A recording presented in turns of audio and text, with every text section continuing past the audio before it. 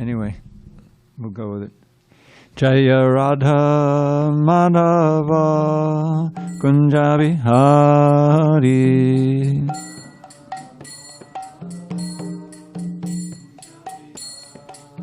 Jaya Radha Madhava Kunja Bihari.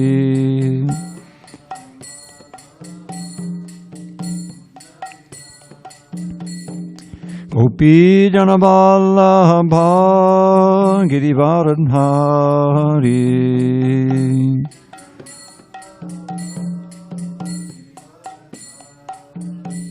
Gopi Jana Vallabha Girivaradhari.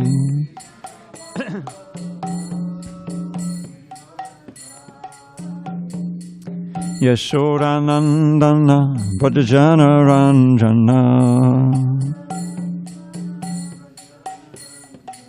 Yashodanandana Bhajana Ranjana. Yamuna Tira Vanachari. Yamuna Tira Vanachari. Jaya Radha Madhava Kunja Bihari.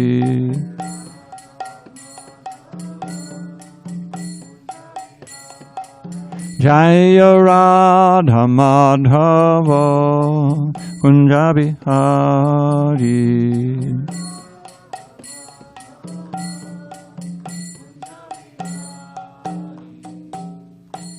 Jai Mr. Bhad Paramahansa Padavajacharya Ashtotar the Sri Srimad, His Divine Grace, Srila A.C. Bhaktivedanta Swami Prabhupada ki Jai.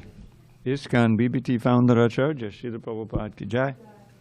Jai Om Vishnupad Paramahansa Padavajacharya Ashtotar the Sri Srimad, His Divine Grace, Srila Bhakti Siddhanta Saraswati Thakur ki Jai. Ananta Koti Vaishnavindra ki Jai. Namacharya Srila Haridas Thakur ki Jai. Srimad Bhagavad Gita ki Jai. Samaveda Bhaktivinoda ki Jai. All glories to the assembled devotees. All glories to the assembled devotees. All glories to the assembled devotees. All glories to Shri Guru and Gauranga. All right, maybe this will help. Okay, give me a second here.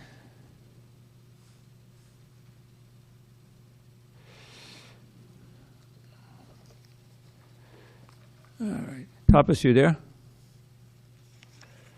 I know he's there. Yes, Prabhu, it is. What's the verse? 5-6. 56? Yes, Prabhu. Okay. That sounds right. All right, page 697 tonight. 697. Om Namo Bhagavate Vasudevaya. Om Namo Bhagavate Vasudevaya. Om Namo Bhagavate Vasudevaya.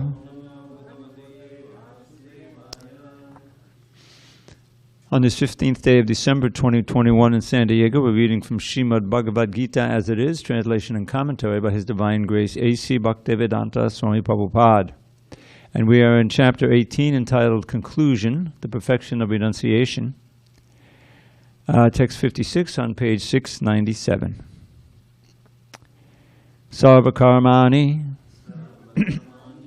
api sada kurvano mad vyapashriyaha matpasarad avapnoti shasvatam padamavyayam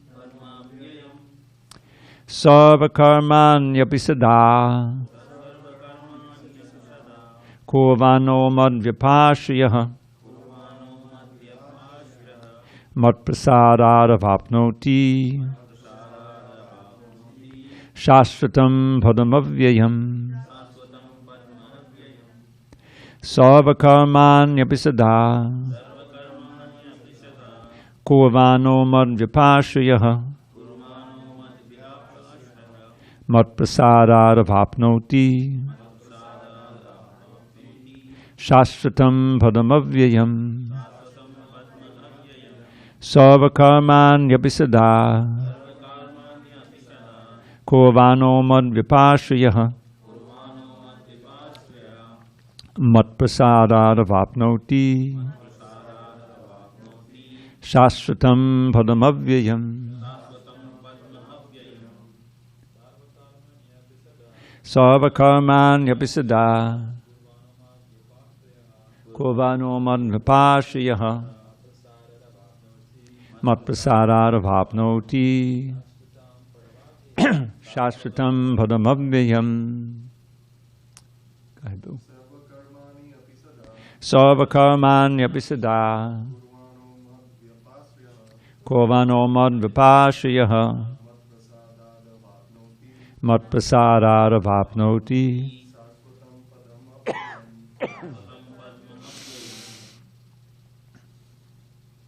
Go ahead. Sarvakarmani apisada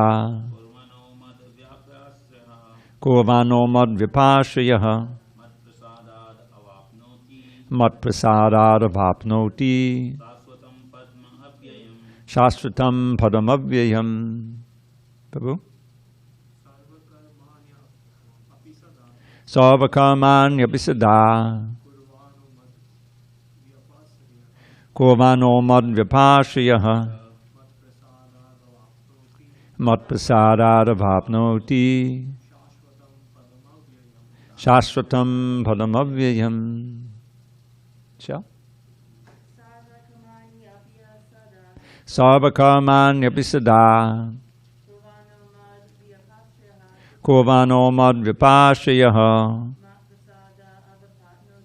mat prasadad avapnoti shashvatam padamavyayam.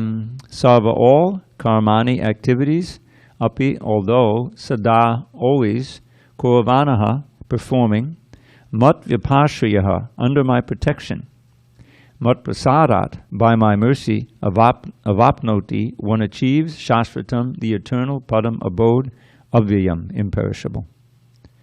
Translation. Though engaged in all kinds of activities, my pure devotee, under my protection, reaches the eternal and imperishable abode by my grace. Purport. The word mad vipashaya means under the protection of the Supreme Lord. To be free from material contamination, a pure devotee acts under the direction of the Supreme Lord or his representative, the spiritual master. There is no time limitation for a pure devotee. He is always, 24 hours a day, 100% engaged in activities under the direction of the Supreme Lord. To a devotee who is thus engaged in Krishna consciousness, the Lord is very, very kind. In spite of all difficulties, he is eventually placed in the transcendental abode, or Krishnaloka. He is guaranteed entrance there. There is no doubt about it.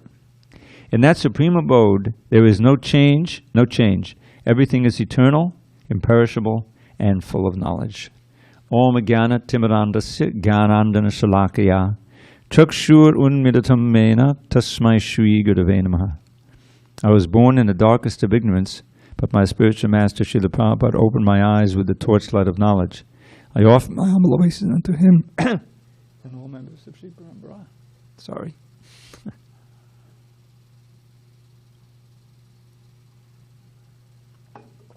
Hare Krishna.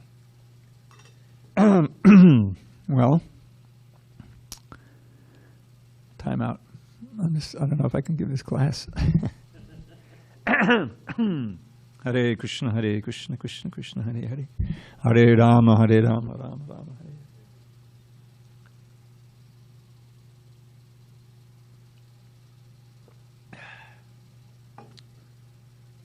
Hare Hare Krishna. Well, I'll give it a shot.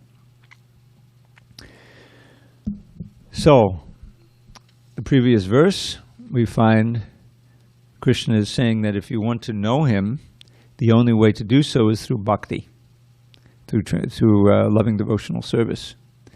The only way to know him in truth, and once one knows him in truth, he can enter into the kingdom of God.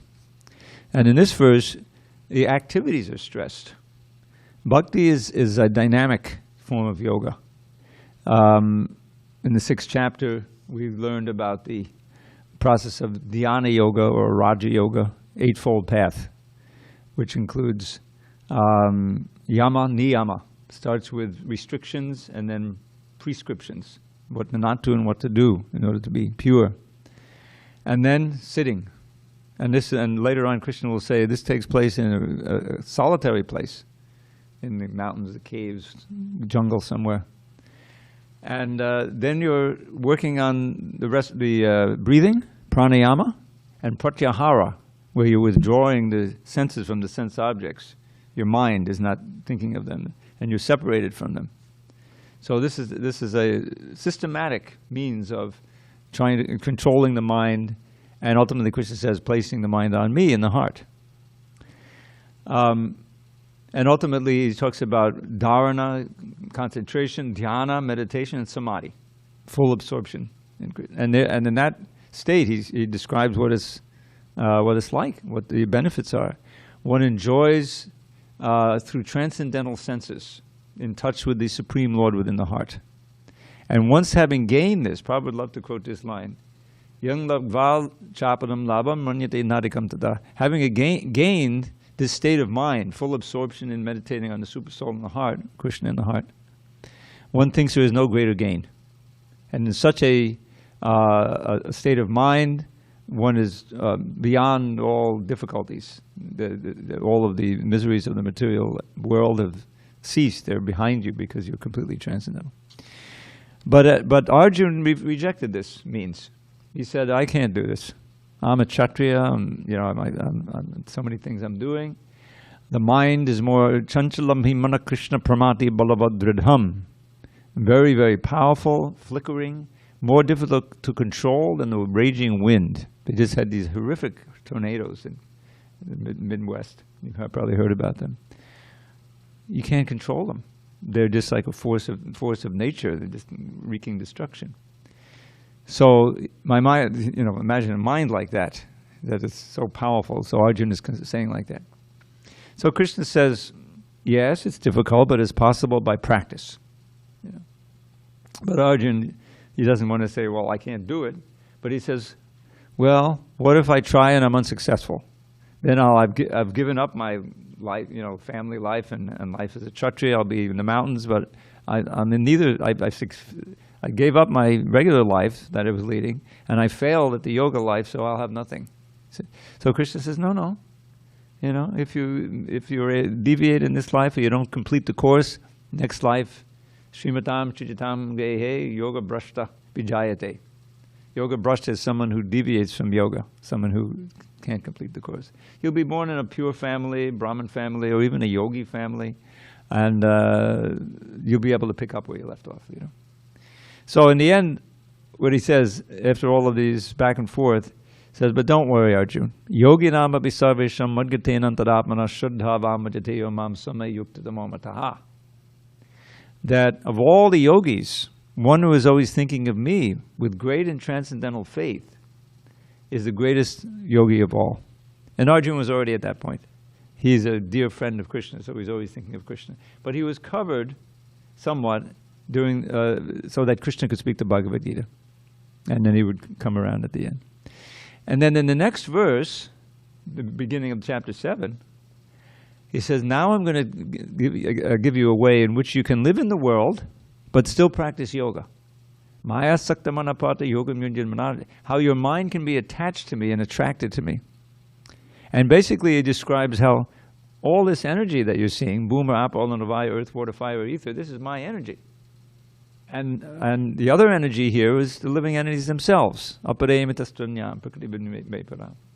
then he starts describing how all the interactions that you experience, in other words, your senses contacting the objects, your taste of water, the light of the sun and the moon, the fragrance of the earth, all of these things are nothing but different interactions of my energies.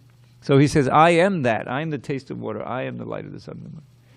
So this is a way in which you can live in the world but train your mind to see Krishna everywhere through the material energy. In other words, he's coming to the point of being describing a practical means of yoga for us. We're not in the Himalayas. We're not about to renounce everything and go off to the jungle. But we can still practice this effective means of yoga. So now here, at the final end of the book, because after all, the whole context is he wants Arjuna to fight. But he explains to him that you're fighting on my behalf, because it's obvious against Arjuna's own desires. He wants to see his friends and his worshipful teacher and grandfather alive.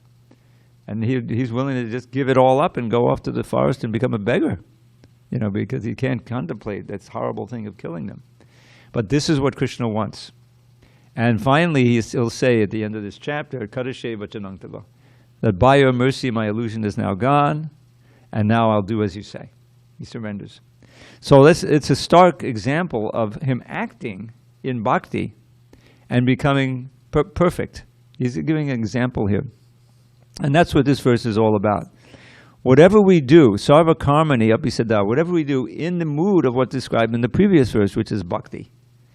Always thinking of Krishna with love and devotion, and our every act, our every breath, our every word as glorifying Krishna, being within the realm of devotional service. Something that we know will be pleasing to Krishna. Now, that come to that state requires training. And that's why there's a whole process, sadhana bhakti, in which one is training the mind and purifying the senses and the mind and everything, so that the natural love for Krishna, which is there, we should always remember that's our natural state, gradually blossoms, it comes out. It's described like that, like a plant, a growing plant, a bhakti kripa, bhakti lata. Lord Chaitanya, who's Krishna himself, in his teachings to Rupa Goswami in the 19th chapter, Madhya Lila, he describes to him how by association with the pure devotee, the seed of the creeper of devotion can be planted in the heart. Bhakti lata bija is called. Bija is seed and bhakti lata is the creeper. Now what is that creeper? It's really a creeper of desire, of aspiration. We already have so many in our hearts, material creepers, or weeds they're called. And they're growing, and we're trying to enjoy the fruits of those creepers, which are ultimately poison because they keep us bound here. But that's material life. So our heart is filled with those. So we need to uproot those, or at least starve them, by not yielding to them and giving them the water of engagement. So the water that especially feeds this, or nourishes this creeper of devotion, is hearing and chanting about Krishna. Back to the basic process of Hare Krishna, Krishna Krishna, Hare Hare, Hare Rama, Ram Rama, Hare Hare. Chanting that mantra again and again and again, and absorbing the mind. Because Krishna is so merciful, he appears through the sound. He is that sound. And so by his association, just like you go out in the sun, and the sun can give you good health, it can enliven you, warm you, and then you'll feel the effects. So if you're in the sun, wherever the sun of Krishna is shining, there can be no darkness of ignorance. That's the motto of this Back to Godhead magazine. Krishna Surya Sama, Maya Hoy Andhakar, Yahan Krishna Tahanari Maya Adhikar. That wherever the sun of Krishna is there can be no illusion, Maya, of ignorance. So Maya cannot stand it. So so now he's saying, whatever you do, under my shelter. Now, what does that mean, under my shelter? It means understanding directly from Krishna, like Arjuna did, or through his representative, through his book, what does Krishna want us to do? So he's going to say in a few verses, Here, there's four things you can do which constitute the essence of bhakti. Think of me. How many ways to think of Krishna? So many wonderful ways. And become my devotee. Well, that encompasses a whole list of things that we need to do. 9 processes: hearing, chanting, remembering, see. And offer your homage unto me, bow down to me. Recognize me at every moment as your master, the object of your service, one who will enjoy the fruits of your activity. Now, it may sound formidable because we're so used to being self-centered. But becoming Krishna-centered is what bhakti is all about. And we find ourselves in a more and more blissful state, peaceful state. Bhoktaram yagitapasam. Krishna gives what Prabhupada called the peace formula at the end of chapter 5. And it's all part of bhakti. Bhoktaram yagitapasam sarvaloka maheshwaram. Suridam sarvabhutanam gyatva mam shantam richati. One who recognizes Krishna to be the enjoyer of the fruits of all sacrifice, all work, who the Lord of the Master and Master of the whole world, and the most well-wishing friend of every living entity. Suridam sarvabhutanam. This is very important because it's one thing to have a very powerful Master who is the Lord of everything, but the real key is that, yes, and whatever he does is for our own benefit. He has our best interests at heart. He's not trying to exploit us or damage us. You can't say that about people in this world. You know, there's everyone's trying to cheat everyone else and take advantage. You can't. Just like the why in the American governmental system, they have these different amendments to the Constitution, guaranteeing freedom of speech, that they can't come and just break down your door and search your apartment. They have to have a probable cause that there's something there that they need. Because there were governments with kings and things that were just running rampant over people. Dictatorships. People were not feeling that this government has the best interest at heart. They wanted protection from the government because they're demons, just like Kamsa. You know, I have so many examples. Jarasan, Kamsa, Ravana, in the Shastra. You know, they're villains, but this world is full of them. So, but now, suppose you have a very powerful friend who you're serving and glorifying, you know, and he has your best interest at heart. He only wants... Why does Krishna bother to come and speak this Bhagavad Gita? You think he doesn't have any interesting engagement up in Goloka Vrindavan? He's perfectly happy to be there. He's still there. He expands himself.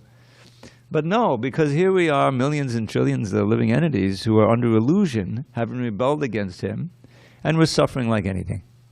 So he takes the trouble to come periodically, speak the Bhagavad Gita. He has to face all these demons. You know, of course, for him it's all play, ultimately. But the point is that he's doing it for our benefit.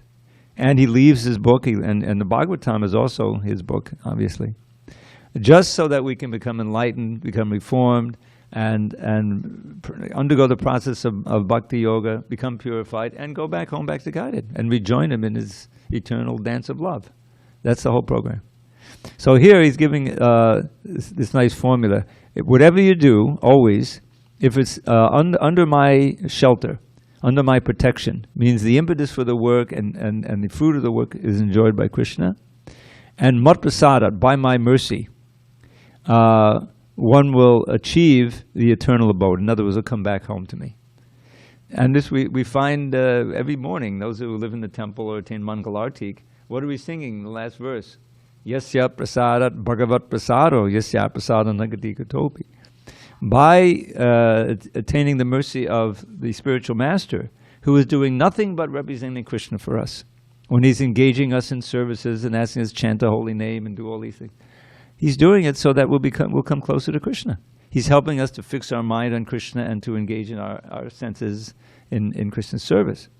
So, if he is, by his mercy, by his pleasure, we should know that Krishna is pleased. And you feel that, you know, then we can have a chance to go. Otherwise, without that, there's no hope. Then we can't get the grace of the Lord, and we remain in this world. So this is a very shashvatam padam avyayam, the eternal. This word avyayam appears more than any other word in the Bhagavad Gita. If you'll see, it often comes at the end of a verse, describing the soul, the super soul, the process of devotional service. Here describes the eternal abode of the Lord. Avyayam means it never degrades. Notice the word for disease, vyadi. Janma mrityu jara vyadi means where your body is degrading and becoming a burden and more troublesome. But that never happens for Krishna or for Krishna's abode. So the idea is we should try to mold our activities in such a way that they're always within the realm of devotional service. And then we'll meet the criteria of this verse and get the mercy of the Lord, which is the most valuable thing in the universe. Any discussion on these points? Hare Krishna. Oh, you're there. Haribol, Vijay. Haribol, Dravida Prabhu, may I? Please. Yes, Prabhu, the quote from the purport is, quote, "To a devotee who is thus engaged in Krishna consciousness, the Lord is very, very kind. In spite of all difficulties, he is eventually placed in the transcendental abode or Krishnaloka."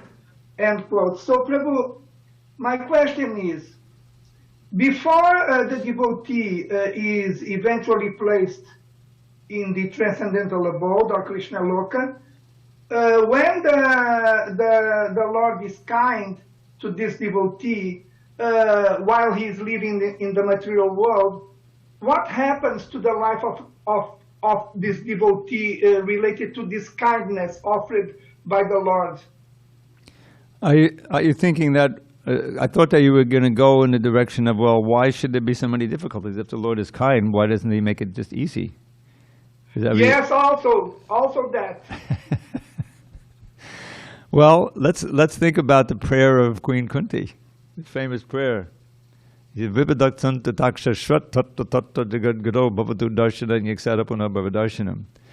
means that she just finished recounting all the difficulties she and her sons went through, culminating in the war itself, the Battle of Kurukshetra, which is a horrific battle, and the exile in the forest, and the attempted disrobing of Draupadi, and the poison cake, and the house of lac that they put one thing after another. And so one would think, now, so this is what happens if you're a devotee of Krishna. You have to go through all this, Where are you now, Krishna? Like that. But that's not how they felt. They didn't blame Krishna for any of it. They thought of him even more. The point is, she's asking, well, let these difficulties happen again and again, because we'll see you again and again. When we were in the forest and we were so desperate, we thought of you with tremendous intensity because you were all we had. Just like you see Krishna Lila in Vrindavan, periodically Krishna is churning up the emotions, like the Kaliya snake pastime. Here's this huge multi-hooded cobra-like dragon who's poisoning the whole water there. Already birds flying over, they fall into the water, And even his friends were killed by drinking the water. He brought them back to life, So then Krishna goes in, and he gets entrapped in one of the coils, and he's just stuck there. And he's just this delicate little boy. You have to remember, they don't know he's God. They just know him as, their beloved Krishna. So suddenly there's all of these evil omens coming, And what happened to Krishna? Oh, he went without Balaram, because everything, Balaram's bigger, he'll protect him. He went today without Balaram. So they rush, they follow the footprints, and they come to the shore of the lake and the river.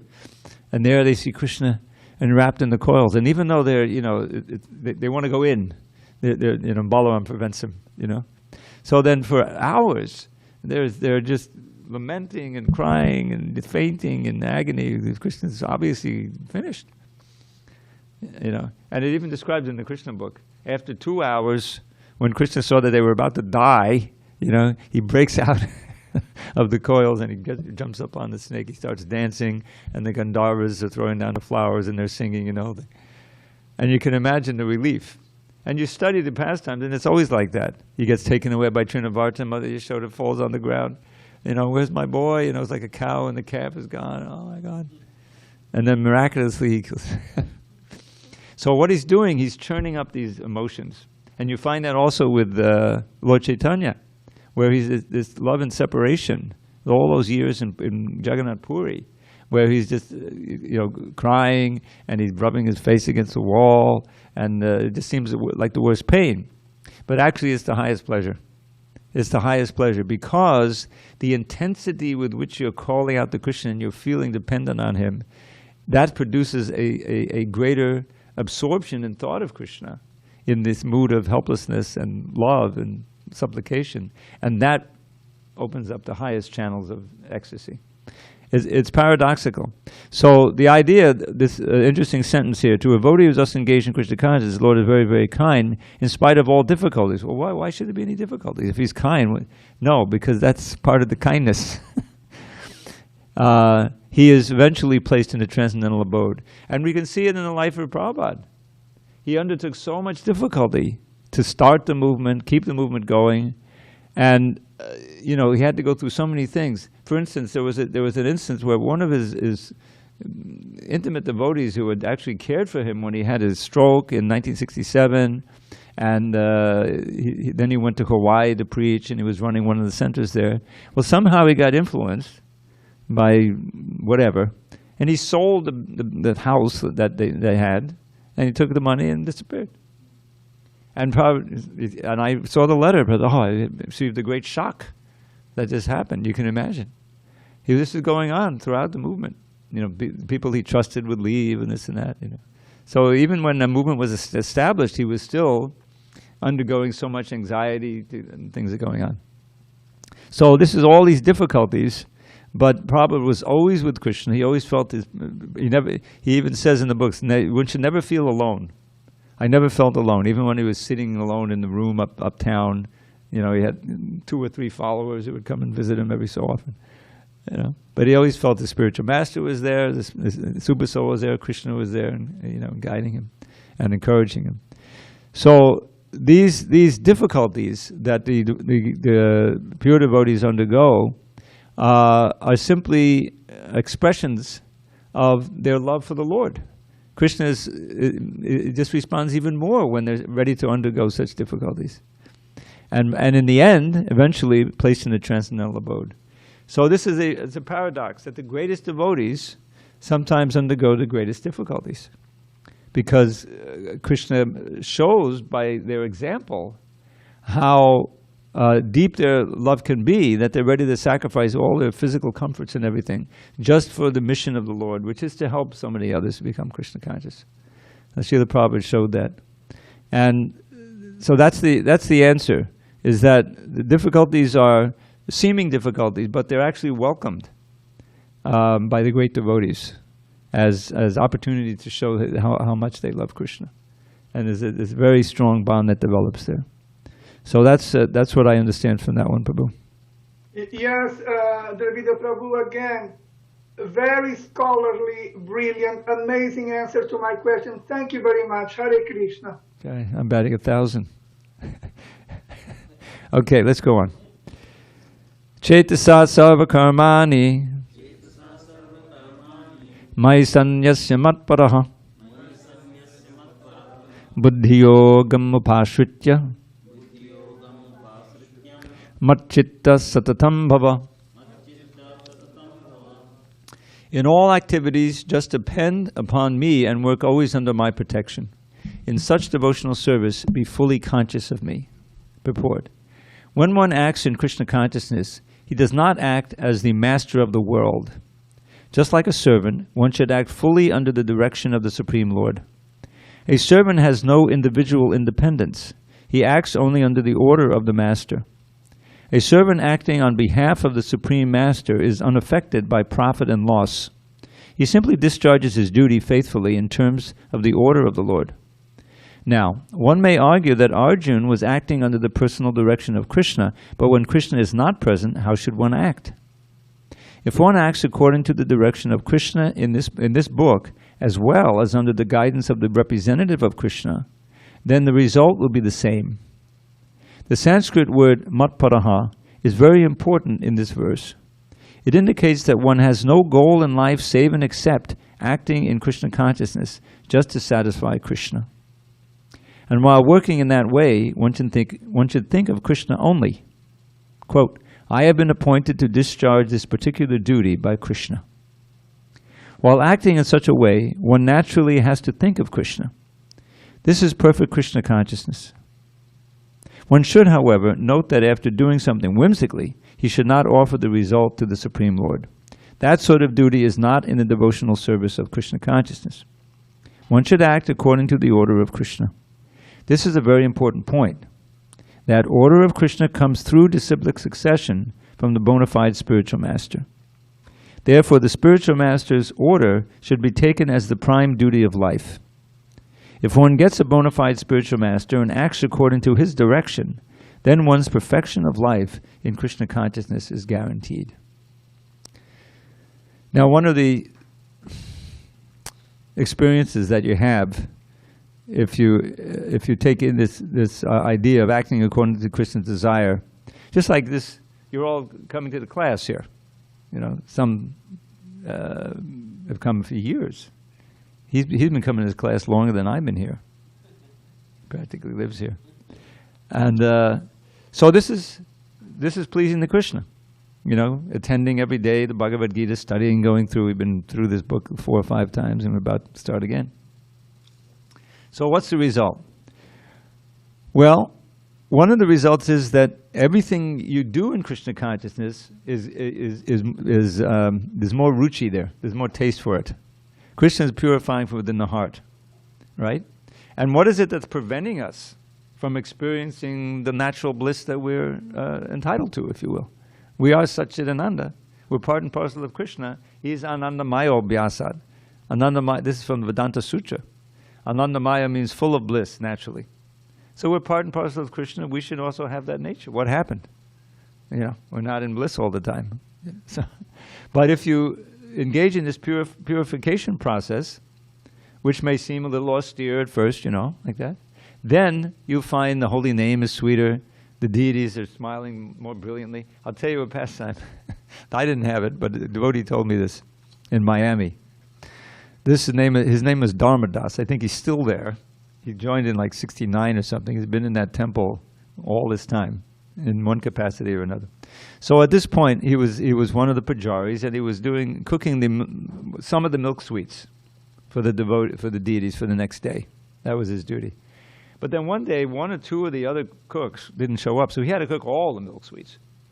You know, and in those they had the burfi and we had pera at that time. I don't know if you even know what that is, and of course sandesh. So the point is, it took him hours, practically all night. So the next morning, he's getting ready to, you know, make the offering on the altar, and he comes on the altar, and he's coming to each deity, and he's looking at the deity, and suddenly he sees. Oh, you know, he told us later, he experienced it. The deity is smiling so much more. You know, he looks like, I've never seen it. I mean, he's obviously smiling more than usual. And so then he explained that. And, you know, to the ordinary eye, so no, it's the same deity. But he was seeing that differently. He was experiencing the deity smiling the most sweetly and lovingly at him at that point. And this is the result of the service. Suddenly you'll find that your taste for chanting, for associating, for everything in Krishna consciousness becomes more, because Krishna is from within the heart. He's purifying. Right at the beginning of Bhagavatam, 2nd chapter of the 1st canto, this point is made. Shinbatam sukata Krishna punya shavana kirtanaha ridyantaksto yabhadradi vinanoti suritsatam. For one who has achieved a taste for hearing, it describes how by serving the spiritual master and hearing and executing the orders, then one acquires a taste for hearing, Krishna Katha. And Yadanunyasya yukta karma, Yadanunyasya karma gandhinabanam chindani kona kurya kataratim. Who would not listen to Krishna Katha, because then you can develop this sword of remembrance of Krishna and cut all of your bonds of the heart, the knots of the heart, was asunder. Well, how do you get that katarati, that attraction to hearing? That's by this shushusho shradhanasa, with faith, serving the spiritual master, hearing and chanting. Then you get more and more taste. So then when you're actually hearing in that mood of eagerness, Krishna within the heart, he sees, oh, this person is hearing about me, and he's cleansing. Vidunoti literally means cleansing away. What is he cleansing? The abodras, the unwanted things in the heart, the lust, anger, greed, illusion, all these different things. And so your remembrance deepens. You become free of the lower modes of nature. You become fixed in mode of goodness, and then evam prasanna manaso. You remember that verse we had? There's a few Brahma Bhuta prasanna. That word prasanna is there. It means joyful. The natural joy of the soul is coming out. And then finally he says, Vidyate hridaya grantis, that all the knots in the heart are cut asunder. All the doubts are destroyed. Vidyate grantis chinyante sarva samshaya, chiyante chasya karmani. All of your sinful reactions or karmic reactions, good or bad, are eliminated. And you see within your heart, you see Krishna within the heart, and you see yourself in your original spiritual form. So practically the whole process is there right in the second chapter. And I often feel that, Vyasadeva put it in right in the second chapter because these Kali Yugites, how are they going to get through this whole Bhagavatam, you know? At least I'll have this lesson, you know. And Prabhupada, wonderful purports and wonderful lectures he's given on this. We put a book together from the verses and the purports and some of the lectures called Dharma, the Way of Transcendence. So that's how it works. And here Krishna's he's describing, just depend on me. In other words, if everything you do is within the realm of devotional service. You know, even sleeping and eating, we have to eat. Okay, this is a way to cook for Krishna and the prasadam. You take it that way. You know, certain kinds of foods, and sometimes you fast, like we do the Ekadashi. Okay, we do fasting. So if you're actually even the ordinary things that you need to live in this world can be done in a Krishna conscious way. So you always stay in contact with Krishna, and this fabulous result, as he's describing here, buddhi yogam, this word buddhi yoga, which came up in the 10th chapter. Upashritya, again this word ashriya. He's emphasizing his taking shelter, and then he just in four syllables here. Or 8 syllables. Matchitta satatambhava. Always be conscious of me. Always stay conscious of me. He's summing everything up now. Okay, any questions on this verse? All right, I got the time right in front of me. We're okay. All right, now what about difficulties? Now he describes this. Matchitta sarva durgani matprasadat tarishyasi atachetvam ahankaran nashrosisi vinangshasi. If you become conscious of me, you will pass over all the obstacles of conditioned life by my grace.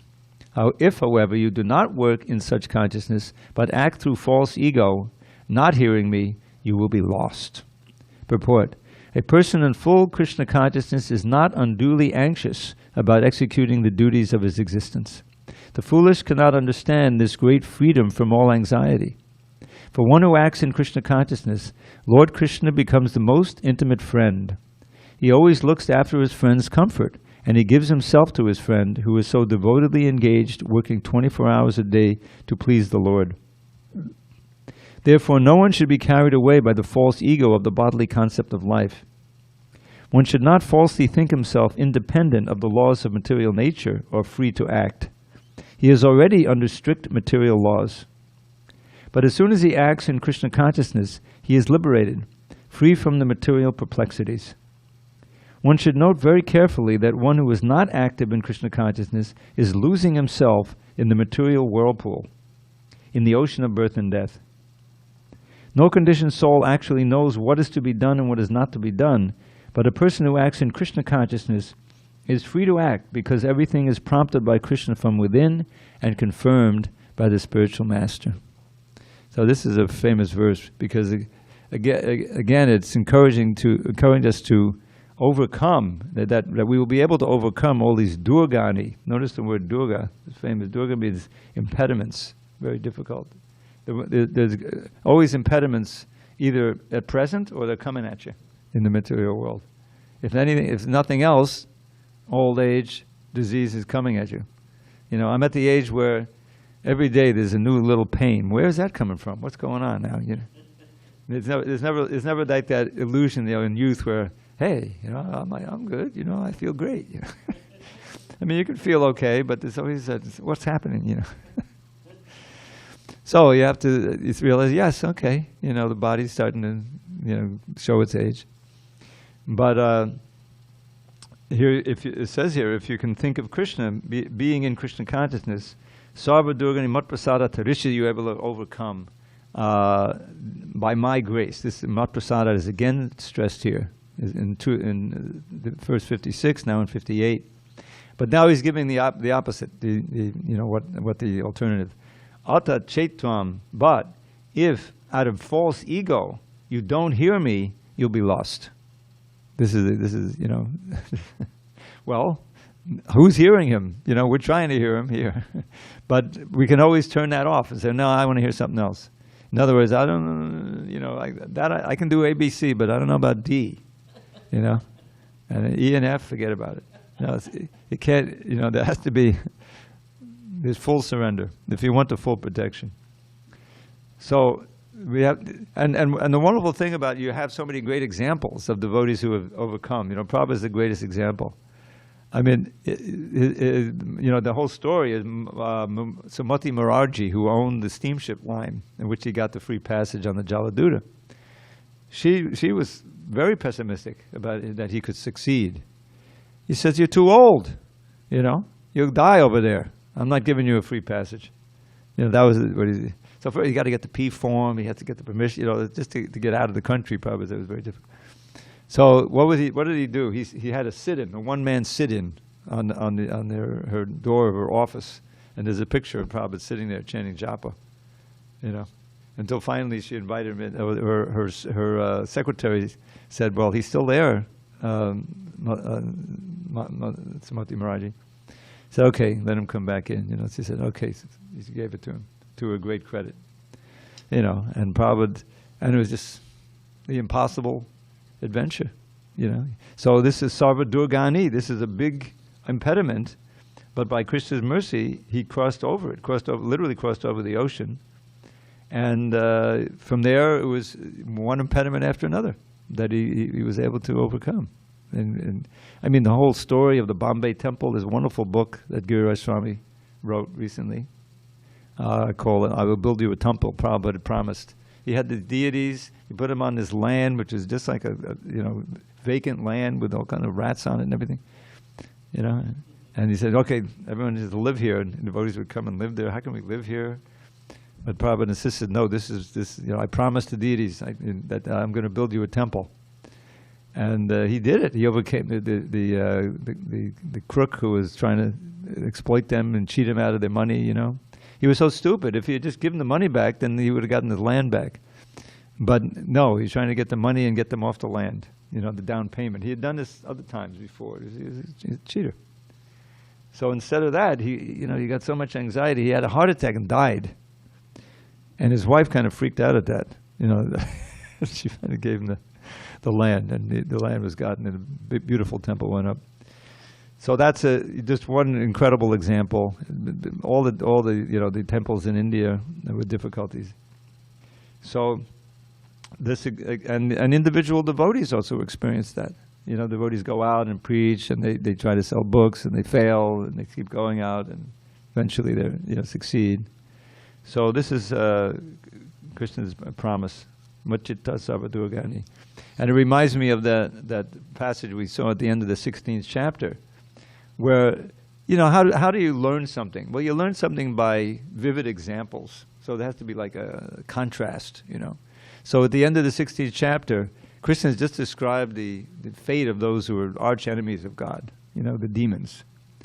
And they get thrown down to lower species and everything. So he says at the end, and I've quoted this passage before, but it's very instructive. Trivadam narakasedam dwaram nashanam atmana kama krodastata lobastasmareta trayam. That there's three gates leading to this hellish existence I just described. Lust, anger, and greed. And the wise person gives these up. And etava mukta kontaya tamo dwarais chibinaraha achayat yatmanak shreyas tato yati param gatim. So here's the contrast. He says, one who has escaped these three gates by self-control and intelligence and effort, then he acts for his own best interest by practicing bhakti yoga, obviously. and goes to the highest abode. So here's the contrast. One is condemned to the hellish existence, lower species and suffering, and one can escape birth and death and come to the highest abode. And then he goes back, and he, by contrast, he said, but yakshastra vidamutsraja vartate kamakarataha nasa siddhim avapnodi nasukam naparam gatim. And here he introduces this idea of shastra, of the scripture, how important it is. One who disregards, rejects the injunctions of the shastra, the revealed scripture, and acts on his own whims, some philosophy or whatever it is, or just out-and-out hedonism, then such a person can never achieve perfection, never achieve happiness, what to speak of the supreme goal. And therefore, last verse of the chapter, and it's a verse we can blazon in our heart. Tasmat shastram pramanam te karya karya vavastato. Gatva shastra vidhanoktam karma karta miharasi. Therefore, one should take as evidence, as authority, for what one should do and one should not do, the revealed scripture, like the Bhagavad Gita. And having understood that, one should perform activities and refrain from activities on the basis of Shastra as a matter of duty. Because we're not spontaneously attracted to do it at first, but we do it as a matter of duty. That means a higher intelligence, and eventually it becomes spontaneous. We naturally want to do what we first have to force ourselves to do. That's what it means to be disciplined. So here he's giving a similar contrast. If you become conscious of me, you will pass over all the obstacles of conditioned life by my grace. But if you do not work in such consciousness, but act through false ego, not hearing me, you will be lost. There's our choice as human beings. So we should make the right choice. All right, we have a few minutes left. I've got my phone giving me a nice time warning this time, so we don't go over. So we'll end with a little high note. A couple of little poem. So, here's a nice one from the Krishna Karnamrita. It says, it's an ocean of nectar. If you want the Krishna Karnamrita, write me. I'll send you a nice copy of it for free, PDF. So near the end of the book, he says, Jaya Jaya Jaya Deva Deva Deva Tribhavana Mangala Divyanama Deha Jaya Jaya Jaya Deva Krishna Deva Shavana Manona Yanamatavatara. O glory, glory, glory, Lord, O glory unto thee, who with thy holy name bless all three worlds and set them free. O glory, glory, glory unto thee, O Krishna Dev, whose nectar floods our ears and eyes and hearts in endless waves. What more do you want? And one more. We have 1 minute. This is about the holy name, written by Raghunath Das Goswami. You may have heard it before, but you've also heard the Hare Krishna before. And you're still chanting that. Radheti nama namasundara sida mugdham Krishneti nama manorabhadagada dugdham Savakshanam sudabhiraga himena ramyam kritvata daiva pibamera sanechardarte. An excellent fresh nectar drink with endless subtle tastes. Such is the name of Radha, by whom all three worlds are graced. Condensed milk that is wonderfully delicious, thick and sweet. Such is the name of Krishna, in whom all attractions meet. Now mix these drinks, O thirsty tongue, and add the fragrant, cooling spice of love, a prize the wise will try to buy at any price. And then at every moment, drink this beverage most fine, and make my heart supremely blissful, peaceful, and divine. All glory to Srila Prabhupada. Hare Hare Krishna. Thank you for your attention. And that includes Zoom land and YouTube land. Hare Krishna. Hare Krishna, Prabhu. Wonderful session. Thank you very much.